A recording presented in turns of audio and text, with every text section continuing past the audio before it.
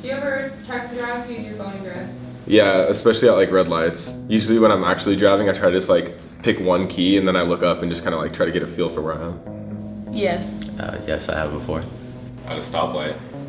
At a stoplight sometimes, but that's it. Yes, I do. Yes, yeah, I do. All the time. When I'm in my car, I actually am kind of like alone, and I have 2 small kids and I'm pretty busy. And so I actually am able to get some things done while I'm driving. I'll text, I'll send emails or receive emails, read emails. Yes, I have. I have. Anything from get or receiving Snapchats to just making phone calls. I'm a teenager. I like being caught up in what's going on with everything, and yeah, I feel like there's not really any good ones other than like getting emergency calls. What the phone is for. Do you, is there any apps that you use while you're driving? Sometimes Snapchat and like music. Well, for me, I kind of just like click play on Pandora and kind of change songs. I'm more like at a stoplight or something, I'll look at a text, but I don't really respond to it. Now we're gonna show you this video.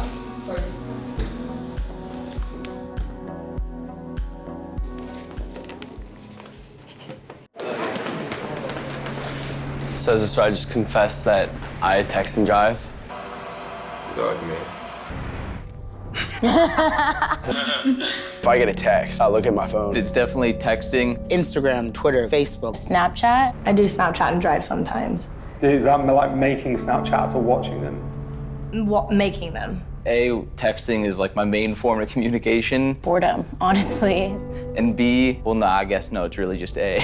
I've only never done it at stoplights. I've always been really good about it. The passenger has a pretty important role driving now, where they're like, oh, red light, red light. If someone that you like texts you, you can't just like let it sit there without just knowing what they said. Because what if something exciting's happening or something happened? Like every time I do it, I think about it, I'm like, why am I doing this? And then I just keep doing it. So I'd like to, want to introduce you to a friend of ours. My name is JC. Hi, Alexis. Hi, Dash. Justin, nice to meet you. Good to meet you. I just really quickly want to have a chat, tell you what happened to me.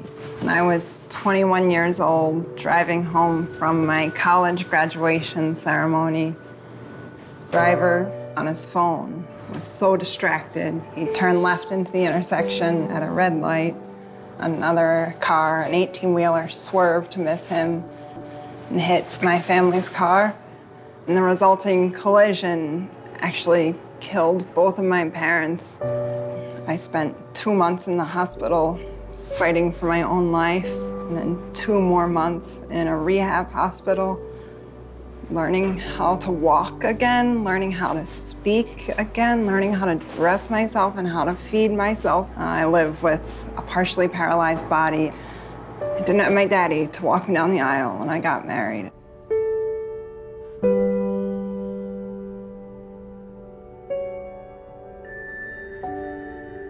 Having sort of met JC, because you look at JC and sort of give those same reasons.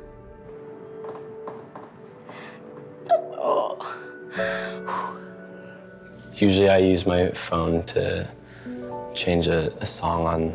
I try to use it as little as possible, but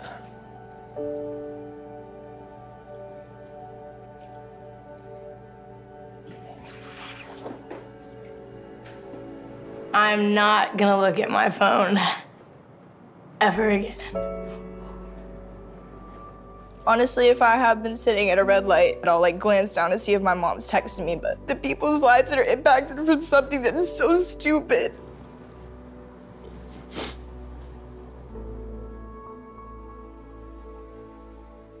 I can assure you on my drive home right now, I'm not going to use my phone and drive, and I'm not gonna do it when I go to work tomorrow and the next day after that until, it becomes a habit, and that just doesn't happen at all. I know this is hard, I'm sorry, it's hard for me too, but this is real. You have the power to really actually make a difference and do something about it.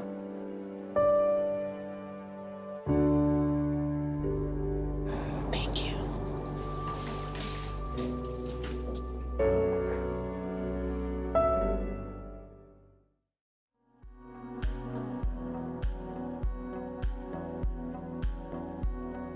First and foremost, like, it's just crazy knowing that, like, it's real, you know? Just like you think like, oh, that could never happen to me.